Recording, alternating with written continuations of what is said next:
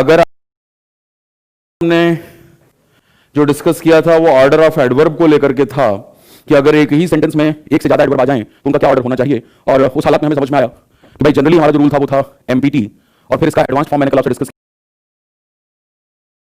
किया DMP F T R, जहां पे D stands for degree, M stands for manner, P stands for place, F stands for frequency, T stands for time, और last में R stands for reason और purpose. यहां पे हमारी कल क्लास खत्म हुई थी। तो अब आपको क्लास कहां से शुरू करनी थी इसकी बात मैंने कल ही कर ली थी। कल क्लास के स्टार्टिंग में आप सबसे पहले मुझे सेंटेंसेस बना के बताएंगे, या तो आप एमपीटी बना लें या डीएमपी एफटीआर पे बना लें। चलिए तो शुरू करते हैं। आप सेंटेंसेस बताएं please. DMP FTR, make sentences जिसमें पहले एडवर्ब डिग्री आए, फिर मैनर आए, फिर प्लेस आए, फिर फ्रीक्वेंसी आए, फिर टाइम आए, और फिर रीजन या पर्पस। हैप्पी मकर संक्रांति सभी को। You must run fast in the ground today, MPT. Aditi, I'm sorry, sir. I know this is not the topic, but sir, why do we use gerund and participle in common language? अच्छा, कोई इस तरीके का बना रहा है क्या? Full fledged. I ran very. He beat the man very severely twice yesterday because he stole something. बहुत अच्छे दीपक। Very severely, उसे severely हाई डिग्री का वर्ड है। मजा आता होगा ना सेंटेंसेस बना के। अभी जब चीजें हमारे पास होती है तो बहुत मजा आता है। फिर अब देखो बड़े बड़े सेंटेंसेस आप फ्रेम कर पा रहे हो। बहुत अच्छे निर्भय।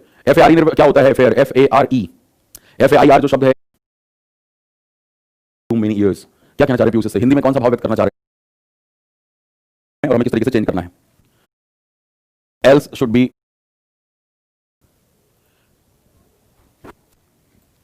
ये हमारा होगा कॉन्सेप्ट नंबर 5। पॉइंट क्या है कि else should be followed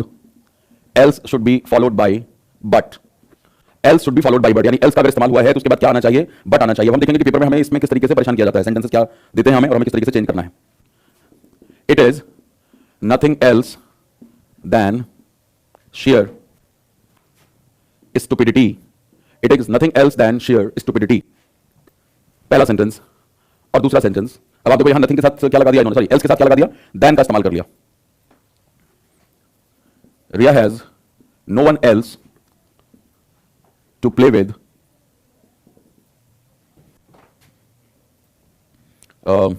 except her sister. Ria has no one else to play with except her sister. अब आपको कॉन्सेप्ट का भी पता लग गया और हमने ये भी देख लिया कि हमें पेपर में कैसे कंफ्यूज किया जाएगा। और else के साथ जोड़ी बननी चाहिए but की, लेकिन हमें जनरली मिलता क्या है? else के साथ वो हमें then दे देते हैं, और यहां आप देख रहे हैं else के साथ except दे दिया गया है। सो यहां पे क्या करेंगे? यहां पे then को हटा करके भी आप but लगाएंगे और इधर except को भी हटा करके आप क्या लगाने वाले हो? but। तो Ria has no one else to play with but her sister। और आपको अगर ध्यान हो तो हमने ये बात प्रोनाउन की क्लास में की थी कि but का इस्तेमाल अगर आप प्रीपोजिशन के तौर पे कर रहे हो तो उसका मतलब ही होता है except that। याद आ रहा होगा ना दूसरा सेंटेंस कि they all have come something like that, ऐसा था ना। but she लिखा था वहां पे और हमने but her किया था। सो इसका क्या मतलब कि सारे आ चुके हैं उसको छोड़कर, तो उसको छोड़कर बट वहां पे प्रीपोजिशन था, और प्रीपोजिशन के बाद जो आएगा वो प्रीपोजिशन का ऑब्जेक्ट होगा। ऑब्जेक्ट होगा तो केस कौन सा होगा? Objective case, right. तो यहां पे भी आप देखें ये बट कंजंक्शन नहीं है, ये बट प्रीपोजिशन का ही काम कर रहा है, क्योंकि प्रीपोजिशन की डेफिनेशन क्या है? Preposition is a word which is placed before a noun और प्रोनाउन। और यहां पे ये हर सिस्टर क्या है? This is noun phrase. ये नाउन फ्रेज हो गया, her adjective sister noun, this is noun phrase. ठीक है, thank you very much Amit. अधिकारी लाइक भी प्रीपोजिशन है, बिल्कुल। उसका इस्तेमाल देखो जो कंफ्यूजन होती है हमें वो लाइक और एज में होती है कई बारी। अब आपने अगर चर्चा की है नहीं की है तो कर भी लेंगे आगे, लेकिन अब अदिति ने तार छड़ी दी है तो मैं बता ही दूं। देखो लाइक और एज में लोग बहुत कंफ्यूज होते हैं, कारण ये कि दोनों का हिंदी अर्थ हम याद रखते हैं और वो हो जाता है जैसे। लेकिन सेंटेंस कैसे बनेगा? जैसे कहा जाए Arjun Tendulkar wants to play as his father ST Sachin Tendulkar played in his times. दूसरा sentence Arjun Tendulkar wants to play like Sachin Tendulkar. अब आपको ये बहुत माइन्यूट सा डिफरेंस समझ में आ गया कि भाई एज का इस्तेमाल हम कैसे कर रहे हैं। ये हम कंजंक्शन के तौर पे कर रहे हैं और इसीलिए यहां पे ये एज दो क्लॉज को ज्वाइन कर रहा है। Arjun Tendulkar wants to play एक क्लॉज हो गया। अब इसको इस क्लॉज को ब्रेक करोगे तो वांट्स यहां पे main verb, to play infinitive, पीछे पढ़ के आ रहे हो आप। एंड अगेन अगला क्लॉज क्या है? हिज फादर, यहां पे सब्जेक्ट हो गया, प्लेड वर्ब हो गया, हिज फादर ब्रैकेट में फादर का नाम Sachin Tendulkar played in his times. तो एज का इस्तेमाल मोर ऑफ अ कंजंक्शन आप करते हैं, जबकि लाइक जो है वो प्रीपोजिशन है। अब यहां पे प्रीपोजिशन है तो क्या हो गया भाई? लाइक सचिन तेंदुलकर या लाइक हिज फादर, कुछ भी कर लो आप। सचिन तेंदुलकर भी नाम है तो ये नाउन हो गया, और नाउन के पहले जो शब्द आकर के उसका उसी सेंटेंस में इस्तेमाल हुआ दूसरे नाउन प्रोनाउन से रिलेशन बताया वो प्रीपोजिशन है। चलिए आगे बढ़े, इसको नोट कर लिया आपने। देखो हमें हर कॉन्सेप्ट पता होना चाहिए और ये पता होना चाहिए पेपर में टेस्ट कैसे करेंगे हमें उस कॉन्सेप्ट के ऊपर। तो एल के साथ बट लगना चाहिए, that is absolutely clear, but लगा के क्या मिलता है वो भी देख लिया आपने।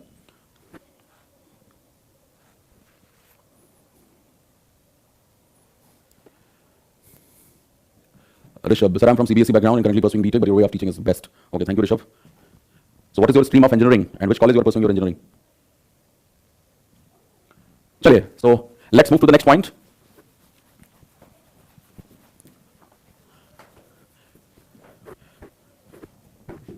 Okay, electronics and communication. point you will learn again with the help of the examples. I'm going to write three sentences. The first one is, she is very weak. Next one is, she is so weak. And next one is, she is so weak that can't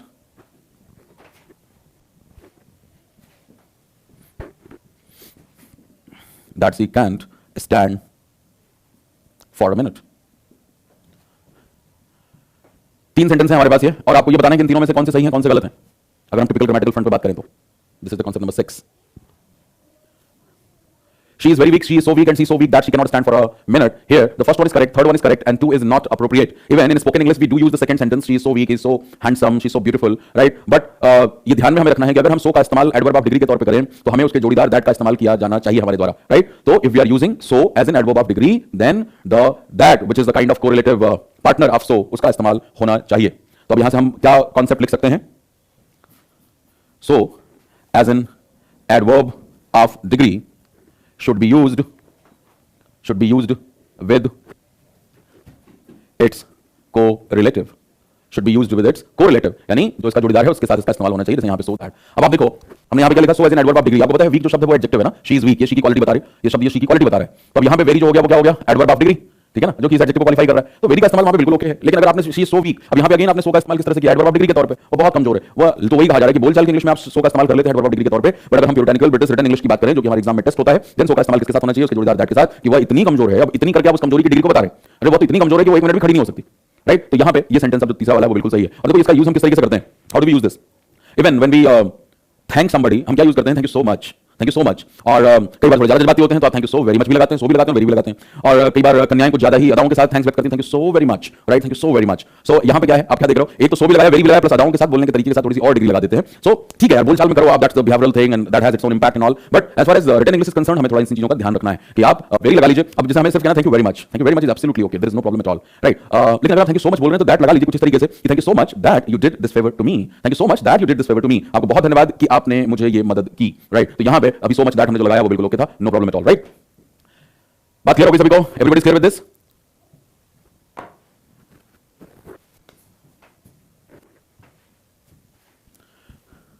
so sorry. Aditi कह रही है so sorry, ठीक है. अब so sorry करके cartoon आता है ना अदिति, कहां पे? ये आपके जो आज तक वाले हैं, टुडे ग्रुप है, सो सॉरी. तो वही है बोलचाल की इंग्लिश में. इंग्लिश कई तरह की होती है, फॉर्मल, इनफॉर्मल, स्पोकन, रिटन. तो इसमें क्या है कि फर्क होता है. तो वो इनफॉर्मल में बोलने में, बात करने में, ऐसे एक्सप्रेस करने में, दैट इज एब्सोल्युटली फाइन, ठीक है ना? चलिए अब आगे बढ़ते हैं अगले पॉइंट की तरफ.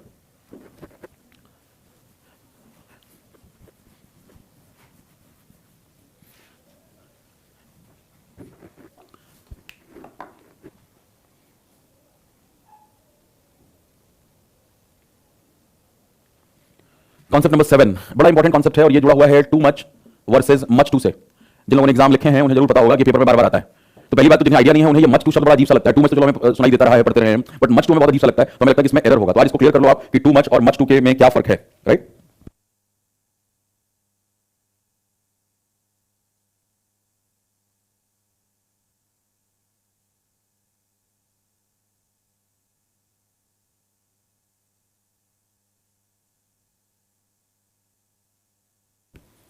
Yes. So what is the difference? क्या लगाते हो और किसके साथ लगाते हो आप? देख लो, टू मच का इस्तेमाल हम करते हैं किसके साथ?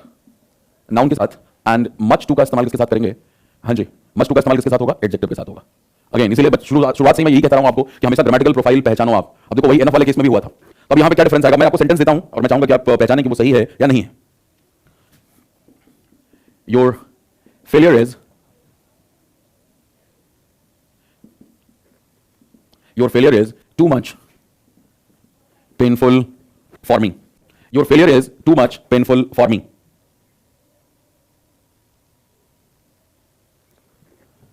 इसी से sentence your failure has given me much to pain.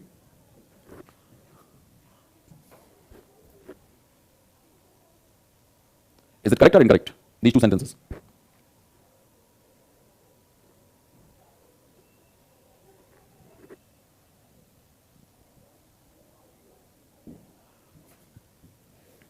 Okay Rishabh, Himanshu, Ruby, Aditi, Anchal, Solanki, वो था करेक्ट. सोलंकी जी कह रहे हैं और बाकी लोग एक्सचेंज कर रहे हैं. पंकज कह रहे हैं दोनों गलत है.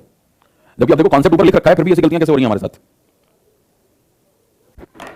साफ साफ दिख रहा है कि पेनफुल और पेन शब्द मैंने इसलिए यूज किया, बिल्कुल सिंपल सा एग्जांपल। पेन क्या होता है? दर्द, और दर्द किस तरह का नाउन है? एब्स्ट्रैक्ट नाउन है ना? वो एब्स्ट्रैक्ट नाउन है, ये बिल्कुल सब्जेक्टिव चीज है। किसको कितना दर्द होगा वो एक ही चीज से सभी को बराबर दर्द नहीं होता, सबका अपना दर्द के लिए एक्सपीरियंस है, पर्सनलाइज्ड एक्सपीरियंस है। तो ये क्या हो गया? ये हो गया नाउन, और that was a painful experience हम कहते हैं। पेनफुल एक्सपीरियंस में एक्सपीरियंस क्या हो गया? नाउन, और पेनफुल उस नाउन को मॉडिफाई कर रहा है तो क्या बन गया? एडजेक्टिव। तो ये एडजेक्टिव है बस। अब उसके बाद आप देख लो कि जो शब्द लगे वो सही है, यानी एडजेक्टिव से पहले क्या लगना है? मच टू लगना है। यहाँ पे क्या लगा हुआ है? टू मच, तो गलत है, ये क्या हो जाएगा? Much too. और इधर क्या देख रहे हो आप? पेन नाउन है और नाउन से पहले क्या होना चाहिए? टू मच, तो हम यहाँ मच टू को किससे रिप्लेस करेंगे? टू मच से, ठीक है। सो टू मच, यहाँ पे आप टू मच का इस्तेमाल करेंगे। तो आप ये बहुत ही ट्रिकी क्वेश्चन है और बच्चों को कई बार समझ में नहीं आता कि मैं क्या करूं यहाँ पे, लेकिन बिल्कुल क्लैरिटी से आपको समझ में आ गया कि दिए गए शब्द की ग्रामेटिकल प्रोफाइल को आप पहचानें और उसी आधार पे आप चूज करें। अब चलिए मैं कुछ शब्द देता हूं आपको। केयरलेस, केयरलेस के पहले क्या लगाया जाए? मच टू लगाया जाए, टू मच लगाया जाए?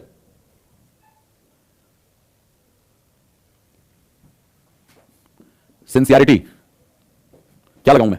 दोनों के पहले लगा के वर्ड दे दो मुझे बस। केयरलेस के पहले भी और सिंसियरिटी के पहले क्या लगाया जाए?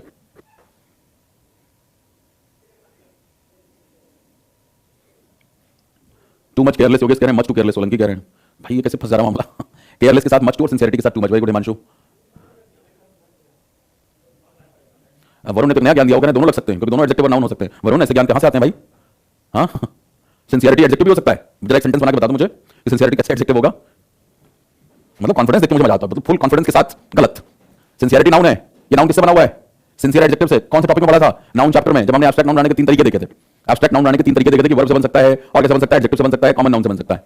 चलो, तो सिंसियरिटी जो शब्द है वो नाउन है, सिंसियर शब्द एडजेक्टिव है, सिंसियर स्टूडेंट। और सिंसियरिटी अगर नाउन है तो उसके पहले क्या आना चाहिए? Too much sincerity, too much. और यहाँ पे he is a careless person. देखो, if you have this kind of problem that you are not able to figure out what kind of grammatical profile that word holds, if somebody is asking you, suppose कोई word एक isolation में दे दिया, isolation in the sense जैसे मैंने यहाँ पे दिया है, अगर शब्द का इस्तेमाल हो रहा है सेंटेंस में, तब आपको आइडिया लगता है, जैसे मैं कहूं कि ही इज अ केयरलेस पर्सन, तो आपको दिमाग तुरंत चल जाएगा कि केयरलेस जो है वो एडजेक्टिव है, ठीक है ना। लेकिन अगर मैं सिर्फ केयरलेस लिख रहा हूं तो ये वर्ड इन आइसोलेशन है, मैंने एक अलग से वर्ड आपको दे दिया। अब ऐसी परिस्थिति में आपके दिमाग को कि नाउन है कि एडजेक्टिव है कि एडवर्ब है क्या है, उसका सबसे बेहतर तरीका होता है कि शब्द का इस्तेमाल तुरंत एक सेंटेंस में कर लो। तो अगर आपको लग रहा है कि सिंसियरिटी एडजेक्टिव है कि नाउन है, तो आप खुद अपने लिए कह लेंगे, मुझे मेरी कोई तारीफ करेगा तो मुझे क्या बोलेगा? You are a sincerity boy या you are a sincere boy? तो दिमाग की बत्ती खुद जल जाएगी। चाहने भाई होता है, सिंसियर बहुत ही सिंसियर आदमी है, सिंसियर लड़का है, तो यहाँ पे boy noun, sincere adjective.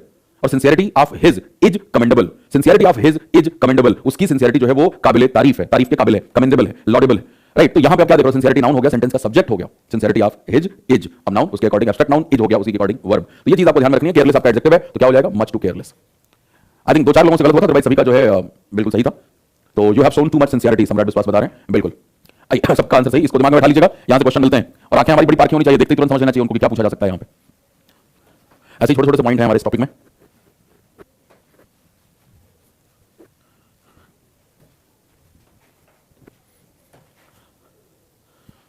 Concept number 8,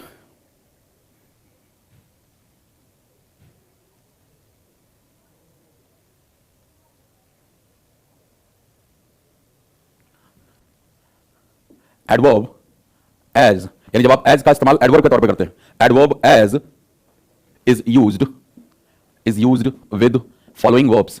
यहां से भी हमें पेपर में क्वेश्चन मिलते हैं डायरेक्ट। तो एज का इस्तेमाल किन वर्ब के साथ किया जा सकता है, और तो दूसरा हम काम करेंगे कि एडवर्ब एज का इस्तेमाल किन वर्ब के साथ नहीं किया जा सकता। और आपको पता लग रहा है कि पेपर में एरर देने के लिए वो क्या करेंगे? जिसके साथ एज लगना चाहिए वहां नहीं लगाते, और जहां नहीं लगना चाहिए वहां लगा देते हैं। तो आइए देख लेते हैं कि वो कौन कौन से वर्ब हैं जो अपने साथ एज का इस्तेमाल करते हैं। Describe, define, treat, view, defined as, treated as, describe, define, treat, view, he is known as, know, regard, etc. लगभग कवर कर लिया हमने। सो ये आपके क्या हैं? ये वो वर्ब हैं जो अपने साथ क्या लेते हैं? हाँ जी, व्हाट डू दे टेक? ये एज लेते हैं। सेंटेंस देख लेते हैं। Psychology is defined as the study of human psyche. Psychology is defined as the study of human psyche. तो अब यहां पे आप बचपन से जब टॉपिक के बाद की डेफिनेशन पूछी जाती थी, सेंटेंस इस्तेमाल करते आए हो, defined as.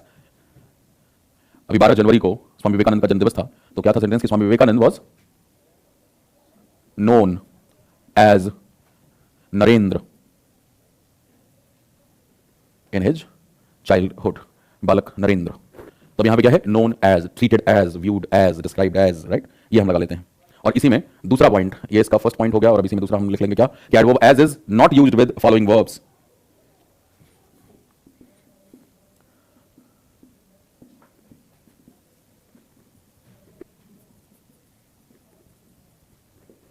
Adverb as is not used with following verbs.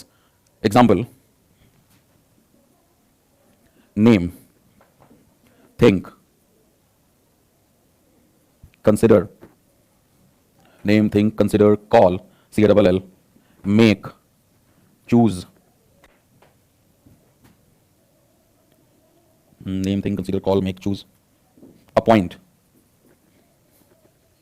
Etcetera. इतने में काफी कवर हो जाते हैं। तो ये जो हमारे केसेस हैं कुछ, यहां पे हम एज का इस्तेमाल नहीं करते।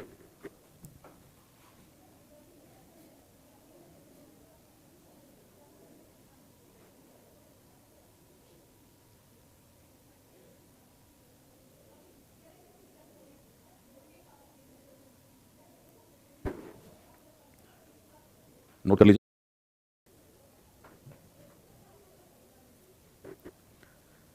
Was named as Narendra in his childhood। अब ये सेंटेंस क्या लगेगा? देखने में आपको लगेगा सही, ये लगेगा कि सेंटेंस बिल्कुल ओके है, इसमें कोई प्रॉब्लम नहीं है। Was named as नरेंद्र, लेकिन यहां पे ये एज गलत है क्योंकि अब आपने नेम का इस्तेमाल किया। आप सिंपली कह सकते हैं Swami Vivekananda was named Narendra in his childhood। अब ऐसे अपॉइंट के साथ भी हम एज लगा लेते हैं, लेकिन उसकी जरूरत नहीं। आप कहोगे भाई I appointed him the supervisor of sales। I appointed him the supervisor। अब I appointed him as the supervisor कहने की कोई जरूरत नहीं है भाई। वो एज तो ऐड की क्या जरूरत है? वहां पे आपने सुपरवाइजर के तौर पे अपॉइंट किया या नहीं किया है, उसमें सुपरवाइजर जैसा अपॉइंट का कोई पॉइंट नहीं है ना। सो I appointed him the supervisor। I appointed him the supervisor of sales। निर्भय पूछ रहे हैं इलेक्ट का क्या मतलब होता है? भाई इलेक्ट शब्द वर्ब है, इतना बेसिक कहां से गड़बड़ हो जाता है? इसी से इलेक्शन आता है, नाउन। ये वर्ब है, ये नाउन है। Elect is verb and election is noun.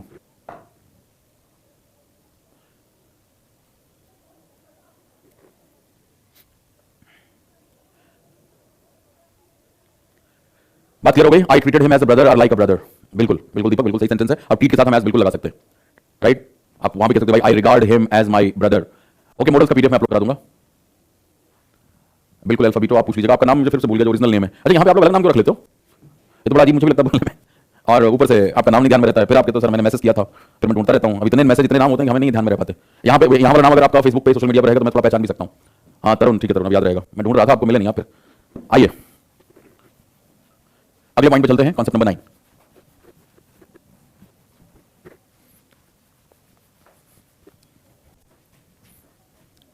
हाँ निर्भय, आपका तो ओरिजिनल नेम है। चलो कॉन्सेप्ट नंबर 9 की बात कर ले। What is the next point you are suppose to remember? कौन सा पॉइंट लिखाऊं आपको अब? हाँ जी, अब हम चर्चा कर लेते हैं मच वर्सेस वेरी की। ये भी हमें बड़ा परेशान करता है क्योंकि दोनों का मतलब बहुत होता है ना। मच भी बहुत है, वेरी भी बहुत है, तो फिर आपको दिक्कत होती है कि कब मैं मच का इस्तेमाल करूं और कब वेरी का करूं। तो आप देख लेते हैं ये भी, what's is the difference much और वेरी में। मैं दो फ्रेजेस यहां पे लिख रहा हूं और उसकी मदद से आपको हमेशा ही दिमाग में रहेगा कि क्या डिफरेंस है। क्या, कौन से फ्रेज है भाई? ये देख लो। अब इनके सारे आपको हमेशा याद रहेगा, much better and very good. Much better and very good. नहीं Piyush, I pointed him like the supervisor का पॉइंट कोई नहीं है, लाइक भी नहीं लगेगा वहां पे। लाइक को यहां पे कहां से लेके आ रहे हो पीयूष? मैंने लाइक और एज प्रीपोजिशन कंजंक्शन बताया, हम पढ़ रहे हैं एडवर्ब। साफ साफ लिखा है, चीजें मिक्स नहीं करनी है।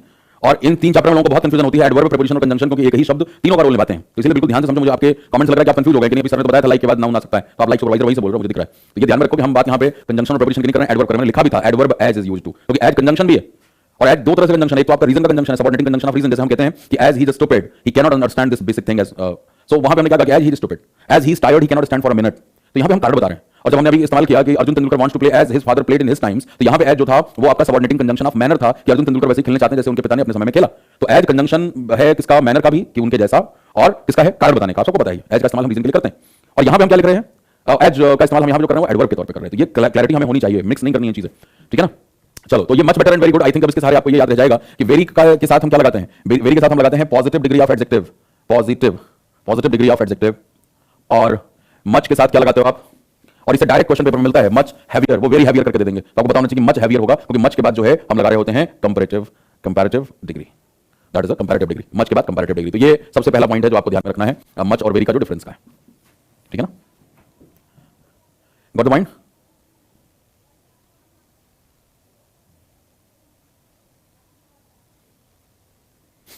बात समझ में आ गई?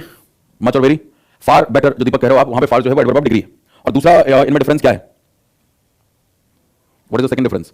देखो, इनका इस्तेमाल डिराइव्ड एडजेक्टिव के साथ भी होता है। एक टर्म मैं यहां पे लिख रहा हूं आपके सामने, डिराइव्ड एडजेक्टिव। क्या मतलब होगा इसका डिराइव्ड एडजेक्टिव का? कोई ज्ञान देना चाहेगा इसके ऊपर? डिराइव, अब देखो आप बचपन से मैथ्स में डेरिवेशन करते आ रहे हैं। डेरिवेशन नाउन है, डिराइव वर्ब है। डिराइव्ड एडजेक्टिव अगर हम बोलते हैं किनको? डिराइव्ड एडजेक्टिव हम बोलते हैं प्रेजेंट पार्टिसिपल को और पास्ट पार्टिसिपल को, जो आप पीछे करके आ रहे हैं अभी। और क्यों हम डिराइव्ड एडजेक्टिव बोलते हैं? क्योंकि टिपिकली ये वर्ब है, वर्ब से हम एडजेक्टिव निकाल रहे हैं, वहां से डिराइव कर रहे हैं, इसलिए इन्हें हम डिराइव्ड एडजेक्टिव कहते हैं। बिल्कुल योगेश। तो डिराइव्ड एडजेक्टिव के अंदर यहां पे मच का इस्तेमाल किसके साथ होता है? टिपिकली, जनरली मच का इस्तेमाल V3 के साथ होता है और V3 का मतलब क्या हो गया? Past participle.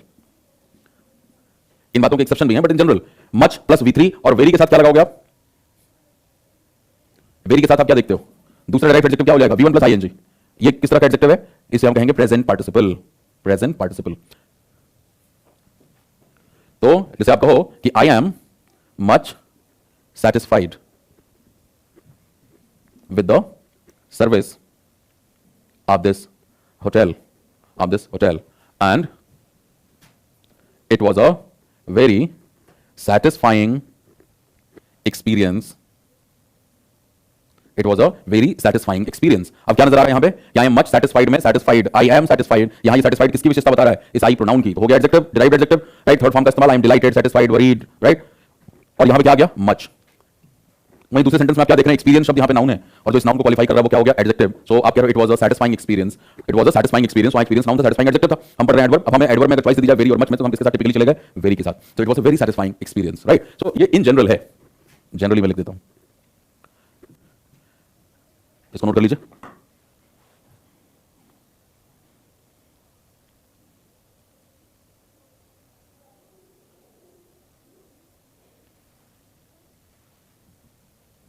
बिल्कुल दीपक, डिराइव्ड एडजेक्टिव में मैं कह रहा हूं कि कुछ एक्सेप्शन हो सकते हैं। अब मैं उन एक्सेप्शन के बारे में कल आपसे बात करूंगा, थोड़ी सी और गहराई में उतरेंगे हम, कल बात करेंगे यहां पे इसके बारे में। आज पहले इतना बचा लो आप, फिर अगले पड़ाव में बात करूंगा इनसे रिलेटेड। तो दो पॉइंट आपने देखे अभी कि इन जनरल मच के बाद हम नहीं, ये तो बिल्कुल पक्का ही है कि ऐसा हम वेरी बेटर नहीं बोलते। तो मच के बाद कंपैरेटिव, वेरी के बाद पॉजिटिव। और दूसरा पॉइंट क्या कि मच के बाद टिपिकली जनरली हम वर्ब की थर्ड फॉर्म ले रहे होते हैं और वेरी के बाद हम प्रेजेंट पार्टिसिपल का इस्तेमाल एडजेक्टिव के तौर पे करते हैं। और जाहिर तौर पे चाहे ये पास्ट पार्टिसिपल हो या प्रेजेंट पार्टिसिपल हो, ये दोनों डिराइव्ड एडजेक्टिव कहे जाते हैं क्योंकि ये वर्ब से डिराइव किए गए। ये वर्ब ही आप सिंपली कहोगे I am experiencing this thing first time, तो यहां पे क्या हो गया? मैं ये चीज पहली बार एक्सपीरियंस कर रहा हूं, यहां पे वही वर्ब हो गया, ठीक है ना? And your answer has not satisfied me. अब यहां पे सैटिस्फाइड क्या हो गया? वर्ब हो गया कि तुम्हारे जवाब ने मुझे सैटिस्फाई नहीं किया है। तो ये वर्ब तो है ही है, लेकिन इनकी प्लेसमेंट इन एडजेक्टिव बनाती है, तो इसलिए हम इनको क्या कहते हैं? Derived adjective. तो अगर कहीं पढ़ने को मिले तो परेशान मत होना, ये क्या नेटर मार्केट सर ने एडजेक्टिव का टाइप तो पढ़ाया ही नहीं था, तो ये पढ़ा दिया। डिराइव्ड एडजेक्टिव इसलिए इसको बोलते हैं। चलिए आगे बढ़ते हैं। एक और छोटा सा पॉइंट है और वो छोटे से पॉइंट को करके हम 10 तक पहुंच जाएंगे। अब कल कुछ और अच्छे पॉइंट्स जहां से काफी अच्छे क्वेश्चंस बनाए जा सकते हैं और बैंकिंग और मैनेजमेंट एग्जाम्स में इस टॉपिक से काफी अच्छे क्वेश्चन आते हैं, कल हम उनकी चर्चा करेंगे। ये तो हम बेसिक बातें कर रहे हैं जो हमारे सीजीएल के लिए बहुत रिलेवेंट है। और सीजीएल के लिए जाहिर तौर पे CHSL, MTS, state level exam हर कंपटीशन के लिए है। सीजीएल का मतलब कि सारे कॉम्पिटिटिव एग्जाम कवर हो जाते हैं। हाँ जी, तो जो हमारा last point for the day है वो क्या है? सेल्डम और नेवर, सेल्डम, इफ, एवर और सेल्डम और एवर। एग्जैक्ट क्वेश्चन मिलता है इस फ्रेज के ऊपर। सेंटेंस में जैसे ये दिखाई देगा आपको समझ में आ जाएगा कि मुझे क्या करना है, राइट? तो अब यहां पे बात क्या समझ में आ रही है हमें कि जो ऊपर दो लिखे गए हैं ये करेक्ट एक्सप्रेशन है और जो मैंने लास्ट में लिखा है ये इनकरेक्ट है। तो अगर सेंटेंस में दिया हुआ है कि ही सेल्डम आर एवर, तो आपको पता लग जाएगा कि वो जिस पार्ट में एवर लिखा है उसी पार्ट में एरर है। अब क्यों है? अब आप खुद देख लो। सेल्डम जो है आपको पता है एडवर्ब ऑफ फ्रीक्वेंसी है और एक तरीके से ऑफन का ऑपोजिट हो गया। कोई चीज ऑफन हो रही है इसका मतलब उसकी फ्रीक्वेंसी ज्यादा है। I often visit this place. Seldom का मतलब क्या होता है? ना के बराबर। तो जाहिर तौर पर अगर हम आर के साथ दो शब्दों को अलग अलग कर रहे हैं तो वो सिमिलर मीनिंग के होने चाहिए, क्योंकि हम अथवा होता है, आर का मतलब या होता है।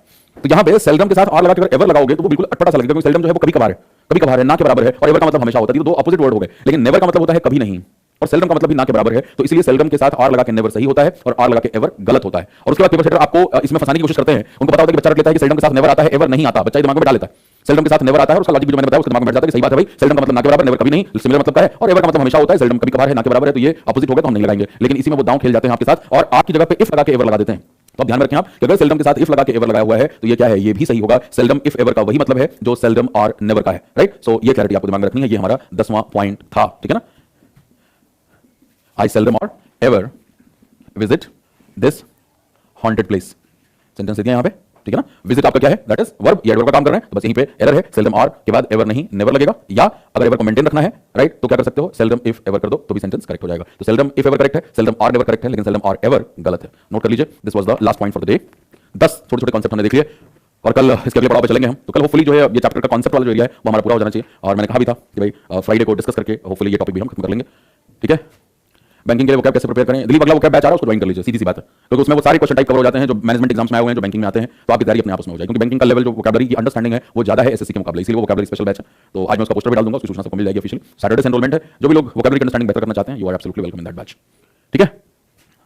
Cowardly manly womanly type question, इसमें परेशान हो रहे भाई, क्वेश्चन अभी अगला पड़ा हुआ है ना, अभी कॉन्सेप्ट चल रहा है। और कावर्डली वुमनली मैनली कितने क्वेश्चन मैंने एडजेक्टिव में ही करा दिए, ठीक है? बिल्कुल निर्भय, सब समझ में आ जाएगा, कॉम्प्रिहेंशन